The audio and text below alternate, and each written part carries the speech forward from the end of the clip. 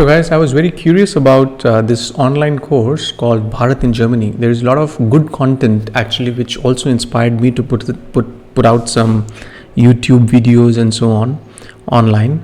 And I was very curious on this particular course, which is Bharat in Germany, complete course for studying in Germany. It's basically for masters and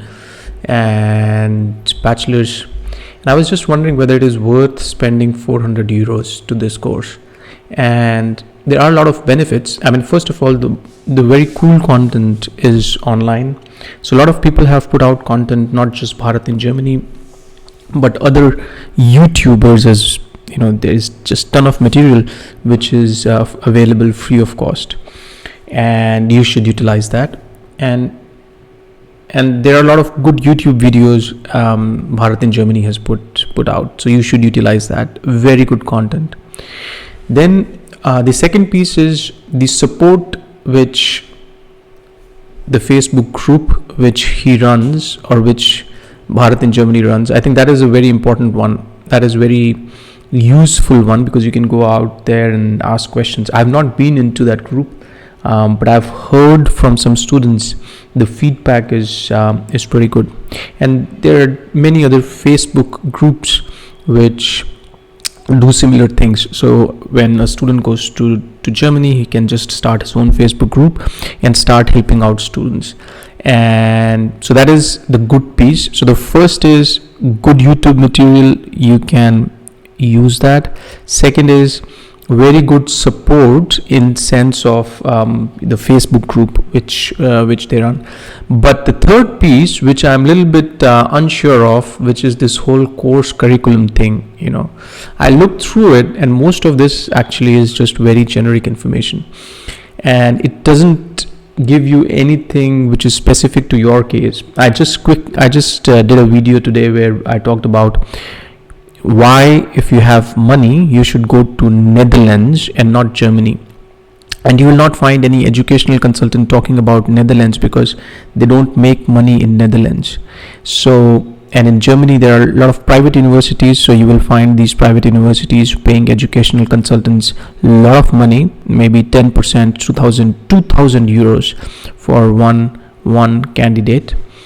And then there are public universities for which the consultants, like Bharat in Germany online consultants, which also charge you like 300-400 euros for the course. So just quickly going through the course, right? So first one is Germany and you. I think this is very generic information. There are a lot of people who are working now, not studying, working in Germany, and they can tell you a lot about this. There are some very good YouTube channels you can watch. Some of the information is it's publicly available information. For example, if you go to glassdoor.com has all the information on how much will your salary be in Germany. And I'm just wondering, somebody who has just done his masters in Germany, which is Bharat himself, how can he know about all the salaries? What is the source? I mean, there is publicly available information which is available, obviously. And other than that, I mean, does he have any connections with the HR, or what is the source, right? I mean, I've worked in Germany for 10 plus years. I have hired students, I have hired Indian students, I have hired German students, I have hired masters, PhD candidates, and so on. And I have a fair idea of what the salaries can be, and I can tell you that the salaries are more or less accurate online on public platforms. So there is no secret about point number 1 to point number 6. This is very well structured. You just need to Google it, you will find it. Now it comes to point number 2, which is bachelor's in Germany. I think this is again just very generic information, to be honest, because for example, VPD is just a process. You will find it on German, you will find it on there is a website DAAD, right? So you can just go and find on that particular website, or you can find it on on just so many websites, and you just search VPD online, and then you will find like ton of information. So I just did some quick search, and I was able to find most of this information easily available online. Same with point number 3. So how to fill out ECTS, it's anyway done on. So if you go to, for example, University of Stuttgart's website, all this information is available. Studying in Germany without an IELTS or IELTS, should you write GATE or GMAT? I mean, these are all information which is available online. PhD in Germany, maybe this is somewhat special information. Visa process is all available on German government website. I think people are a little bit more scared because of US. The way the visa process works in US is very complicated, and I think in Germany it's very, very easy. If your intentions are right, if you are very honest in the interview, and if you have all your documentation, there is nothing which can stop your visa in Germany. I think the good thing about Germany is that everybody's scared of the rules. So the Germans as a society do not break rules, right? Especially when they are in government position. So the visa officer who is going to interview you will only look at the documentation. The subjective element, so there is an objective element in the assessment, and then there is subjective element in the assessment. So the subjective element in the assessment is actually quite low. So you should assume that if you have done all the documentation correct, you can find all that information online as well. I would only advise you to apply for visa early. It typically takes 1 month, and I've seen a lot of students not being able to produce the right do it in the right time, because sometimes you have a different name on the passport versus your degree certificate, and then you have to do some kind of notarization, attestation and all that. That can be a little tricky, and that can actually just take time. It's not a matter of you not getting it, it's just a matter of you not being prepared well and having enough buffer time. You need to have at least 2 to 3 months of buffer time. Okay. And some of these okay, blocked account, a lot of people are concerned about blocked account. I mean, come on guys, this is the most simple thing. Blocked account is not a money which you are giving to somebody else. It is in your account, and it's just that the German government says that you will have to take this money at certain intervals. So if you tomorrow decide not to pursue the master's program, German government is not interested in your money. You will get your money back. Or if you leave the program midway, you will get the money back. So there are a lot of Indian banks, and there are a lot of foreign banks now doing this, and there are a lot of these online banks doing it. I would suggest that just go for an online solution, which is a blocked account and health insurance. And I know that a lot of these online consultants would suggest you a particular health insurance or a particular bank account and so on, and it's all right. I mean, you can go through them, but a lot of it is commission based. So for example, if you open a bank account after recommendation from an online consultant, then you get like a 50 euro thing, or so per student. Yeah. So if you get like 100 students, then you get 5,000 euros. So a lot of these things are also just sales. It's shown as a program, but a lot of it is just sales. So selling travel insurance, public health insurance, and so on. I think the most important thing you need to consider when it comes to the visa process is the documentation which you need and the interview preparation, because I've seen a lot of students who just fumble and who are not able to put together proper sentences in front of the visa officer. So if you're not able to communicate, then it's a problem. Or so let's say you go there and then they ask you, why do you want to go to Germany, or why do you want to study in Germany, then people start giving very, very long answers. So typically what I suggest to my students is that you should have an answer of maximum 5 lines, minimum 2 to 3 lines and maximum 5 lines if it is a why question. So if they ask you, why do you want to go to Germany, then, or why do you want to study in Germany, these are two very different questions, by the way. And you need to know what kind of questions they ask and what is your response. So you always need to tell them your future vision. You always need to show them that you want to do this program or this course for the love of your, because you really love to study that subject, not because you think that the German salaries are higher and you would live there forever and so on. You should tell them a little bit more about the university. You should tell them what kind of program you're going into, what is special about that program. You should also talk about why that program is special versus some program in UK or US, because it's very odd for, let's say, a German visa officer that a student from India who's fluent in English is going to a German university to study a program. It doesn't make any sense. I mean, if you have to go, you should go to an English speaking country. Well, I'm just putting on the edge, but yes. So out of this section 5, all the information is available online again.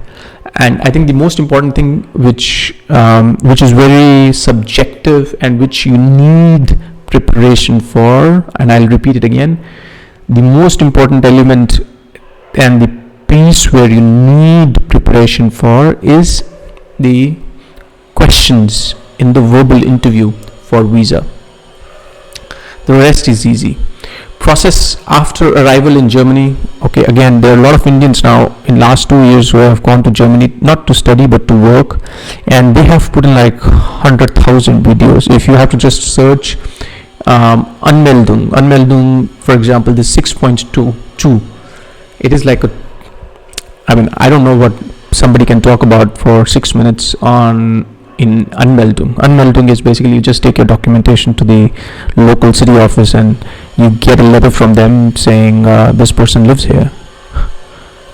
And best banks for students, come on, I mean, there's just so many online banks. There's Revolut, there is N26, there's just hundreds of banks. Buying the SIM card, let me show you. Kolya is what all you need to do is Kolya Vodafone. You search on it, and then you will get it. And then you just buy whatever you like. It's a Vodafone standard thing.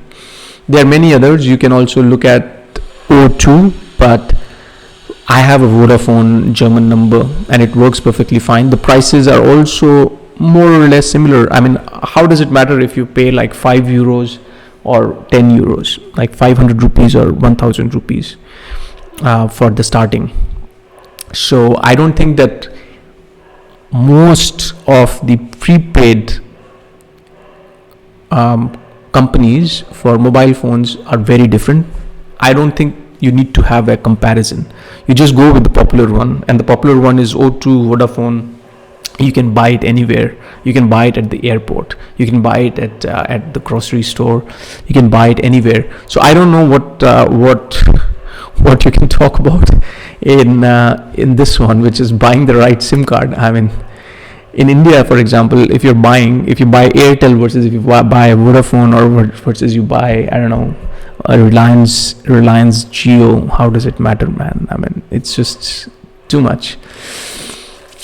All right, part-time jobs, interesting one. But again, part-time jobs, I don't know how people even buy these kind of online courses for 400 euros, because finding part-time jobs is a very, very complicated topic, even for Germans. And the reason is that the economy is changing. So maybe 2 years back when this course was designed or written, you could find jobs in a cafe or in a hotel or so on.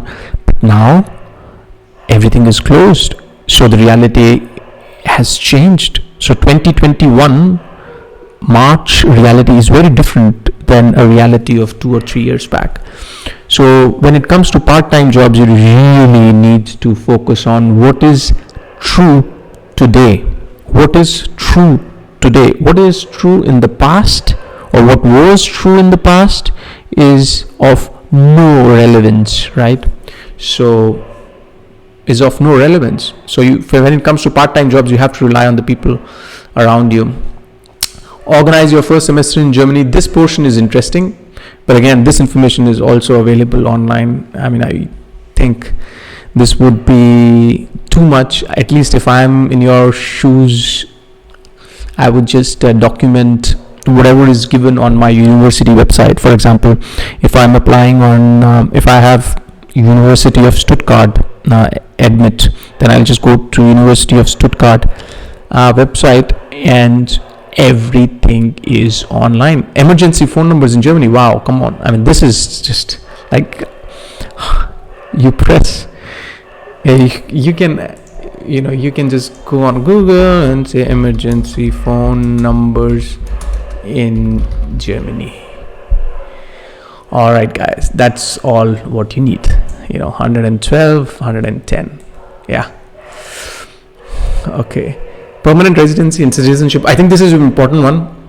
So a lot of this is something which is the most important, I would say, because in the end, you're going to Germany or any other foreign country, let's say US. Your main purpose is not only to get a job, because in the end you want to settle down somewhere and you want to get a permanent residency or citizenship, because that is your final goal. And I have done a video recently where I talk about Netherlands. So in Netherlands, it takes 5 years to get a citizenship, whereas in Germany it takes like 8 years. So if your parents have money, then you should ask your parents for to pay for the education in Netherlands and not in Germany, because in Netherlands you will get the citizenship in 5 years. And once you get this European citizenship, then a lot of things become very easy for you. So I think point number 9 is important, or section number 9 is important. What is the process of getting citizenship in Germany? I have gone through the whole process of getting the citizenship in Germany. I think it is very different. So a lot of these offline consultants in India have never been to Germany. I was talking to an educational consultant yesterday from Hyderabad. And she's never been outside India, and she's selling ton of private university stuff, which is admissions. They call themselves recruiters, so they recruit bachelor students and master students in India for German universities. And typically the business model works like this: 20,000 euros, let's assume you're paying to the university. Out of that, the university will pay to these sales companies 2,000 euros. So they will help you in getting an admission in Germany, and that's perfectly fine.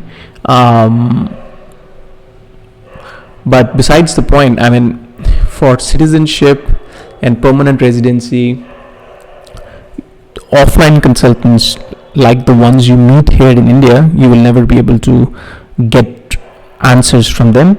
And then for online ones, you need to see there are two categories. One is getting married in Germany to a German, then you get the citizenship in 3 years. So a lot of these guys, online consultants, actually have gone through that process, and that process is very easy. The documentation you need is very, very thin. You just need one marriage certificate document that you have married a local German, and then you just go and get a citizenship. It's as easy. And the process which I have gone through, which is 8 years of working in Germany, it's a very different process. That is a normal process which you should expect to go through. So you need to be aware of these differences, and and this one is an interesting one, I would say. Important websites, social media groups, I don't know. this one is interesting, and I don't know why it's a bonus section. I think this should be the main section, because you know what, the grades matter only so much. Most of the, and this is one of the more important points in this video, the motivation letter is very, very important for your masters especially, and your synchronization with the professor matters a hell lot more when it comes to PhD. So if you're going for a PhD, then you need to have a very, very good connection with the professor. If you are applying for masters, you need to have extremely good motivation letter, and you should have a very good CV. I have talked about these two in some of the videos. I would say that SOP, LOR, CV, keep an eye on these are important topics, and there is also a lot of material on this online.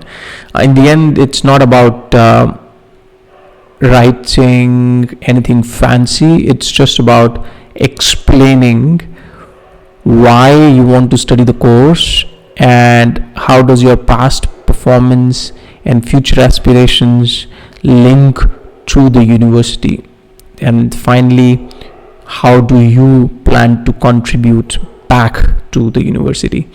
So I would say bonus section 1 is interesting. I don't know why it's so low on the screen. Bonus section 2, German language YouTube. I'll tell you how I learned German, and I've never purchased a book. I've never purchased online course, nothing. You just go to this, learn German with Anya, and then you can learn German. I mean, there are 2 or 3 such channels, and you can just get ton of material, very well organized, and you should be done with this. It's not that complicated. You learn German by watching German YouTube, and then you can also watch some German songs, like German rap. Yeah, so you will learn a lot by looking at that.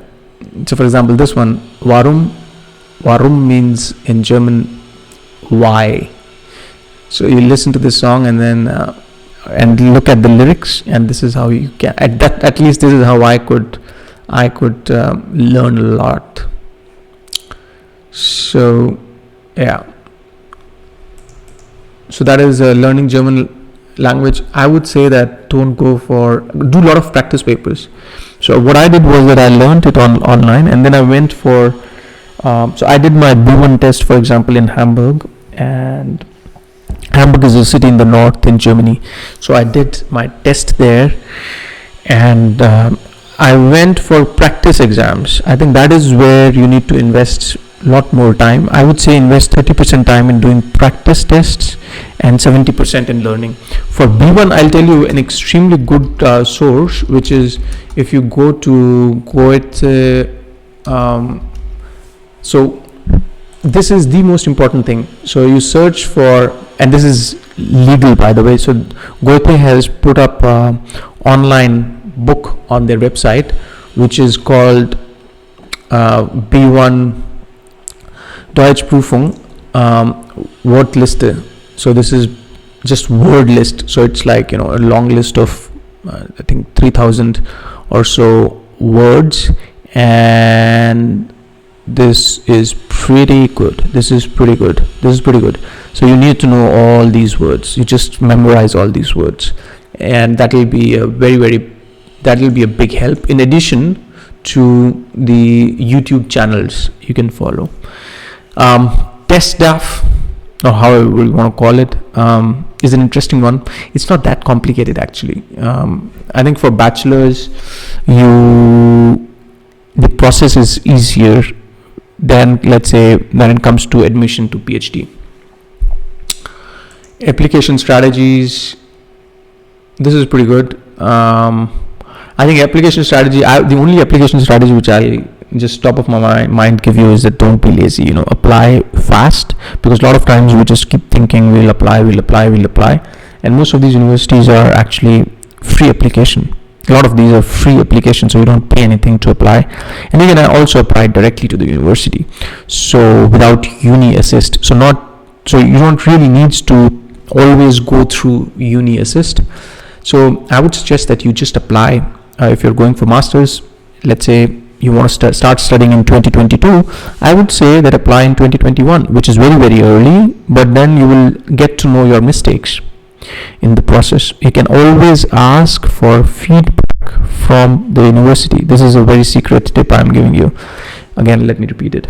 You can ask for feedback from the university saying why or why not I was selected. Yeah. And then next time you can improve on that. So the point is, a lot of this information is actually available online, and you can collect it. And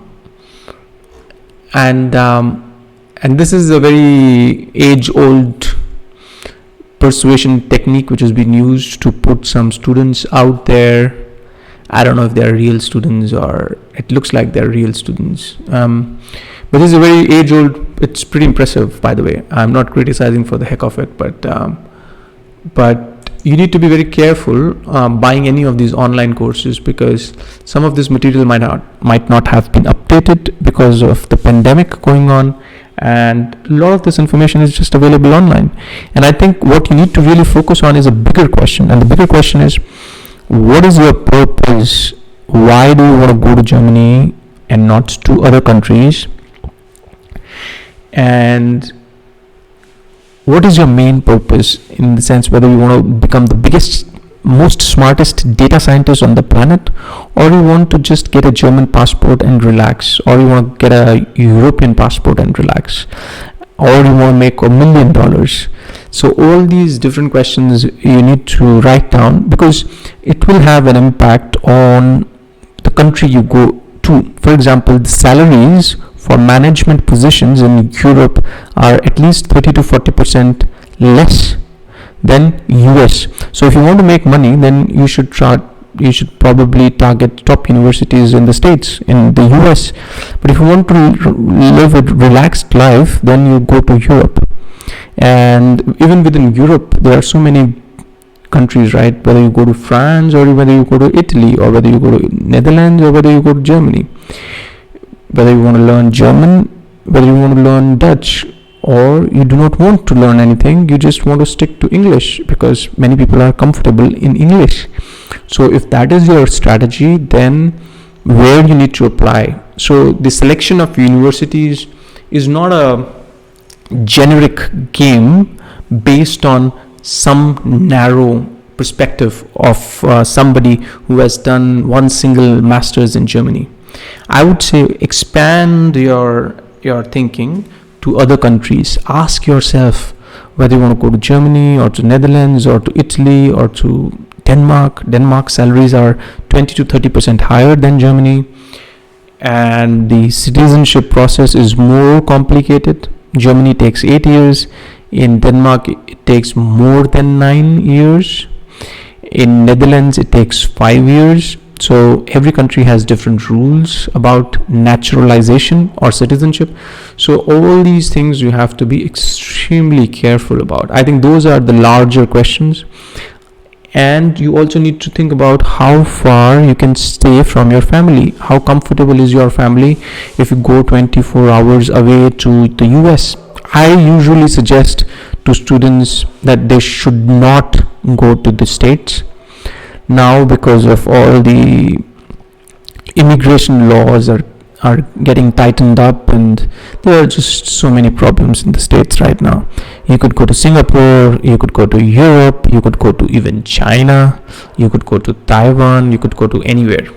So expand your horizon. Think about how your decision about picking the country first, the university second, based on your own financial resources and your ability to learn new languages and your ability to stay away from family.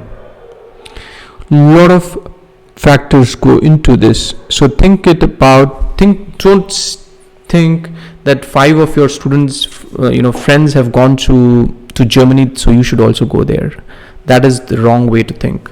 You need to have a very personalized, very focused thinking about your vision, your goals, and the situation where you are in and your family is in, and how you will be able to reach those goals. And one country is not better or the other is not better, and every country has its own positives. You just need to pick the right one according to your situation. All right, guys, so this was the video today. I'm not saying that this course is bad or not. I mean, if your parents have money, then just sure enough, 400 euros is nothing, just spend on it. But if you are if you want to prioritize learning German, then you spend 400 euros on taking some online tests, or there are these tutors you can find online who will teach you for $5, $10 an hour. So you can take online one-to-one online classes for less than $10, and that could be a better bang for the buck. So think about it a little bit, give it a better thought, and all the best.